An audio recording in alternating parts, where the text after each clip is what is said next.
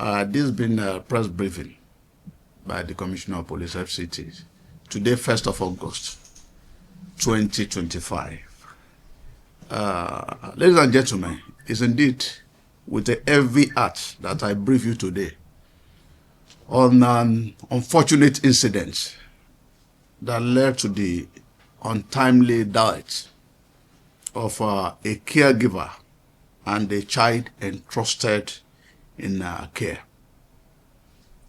On 23rd of July, 2025, the command received a distress report concerning sudden disappearance of Mrs. Chinyere Ananene, a 55-year-old school nurse and a caregiver, attached to Clear Hope Foundation Academy, Dawaki, Abuja, and a toddler identified as Naneta Asa Yese, aged 1 year and 2 months. On the third day, the husband of the caregiver received a call regarding the disappearance of his wife. And the call demanded for a sum of 250 million ransom to set her free, confirming that she's in their custody. The command anti-kidnapping unit was immediately activated for intensive combing operation. This assignment took them to location like Yewa and Uke village in Nasarawa State, using digital forensic tracking devices. A coordinated search operation was carried out. During the exercise,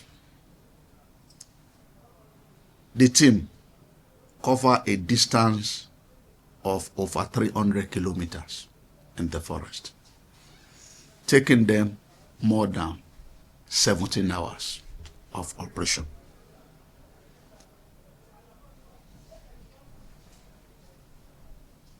Intelligence gathering equally assisted in our operation as we leverage on the cooperation of the native hunters, the civilian joint task force, our military counterparts for this intensive operation.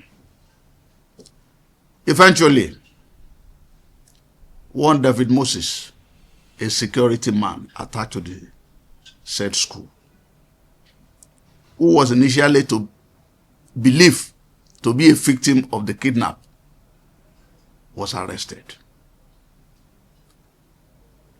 During the interrogation, an intensive and scientific one for that matter, David Moses confessed to the fact that he conspired with one of his friends named Sunday Irimiya, who is still at large. He brought Sunday into the premises of the school,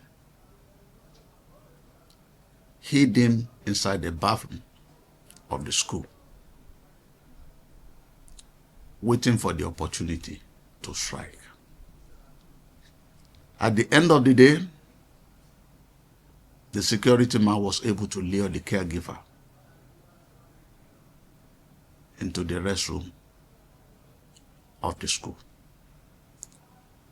where Sunday hit her on the head with a stick and immediately strangled her. Left the body there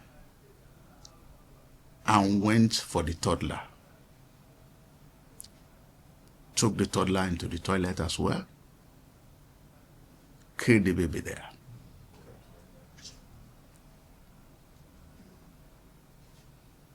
Sadly, even despite the fact that they have been killed, the criminal used the phone of the caregiver to call the husband, pretending as if they were still alive, negotiated and collected a ransom of 3 million naira. It's important to note that after the killing, these criminals put the two bodies in a sack and place it inside the scavenger wheelbarrow, truck them to a canal with the hope of expecting erosion to wash the body away. That is how heartless some human being can be. David Moses took the police to the canal where the body was abandoned. The body was recovered and taken to the mortuary. But the body of the toddler has really decomposed. You can imagine the age. And has been buried. The FCT command expresses its deepest condolences to the families of Mrs. Anene and baby Naneta. We understand that no words can actually console them, but will commit them into the hand of Almighty God for the care and consolation required, while we remain with them in this moment of grief. It's important to note here, gentlemen of the press, as much as the security of Nigerians remain our priority, the basic needful must be done by all. This is no longer an era of blindfold or blind trust. What we are talking about is due diligence, especially in engagement of services of domestic staff and people that work closely with us. We discovered that most of the time, we just pick people randomly to do sensitive job for us, especially our security guard. We need to run background check on our employees. The intelligence department of the Nigeria Police is always at the services of members of the public to assist in profiling anybody we want to engage. It's our service. People take care of our babies, our drivers, a private guard too. These are people that are very close to us and they know much about us. The way we relate with them, the kind of asset we expose them to, how we display our wealth before them, matters for our personal safety and security. School staff, including the principal, have been actually interrogated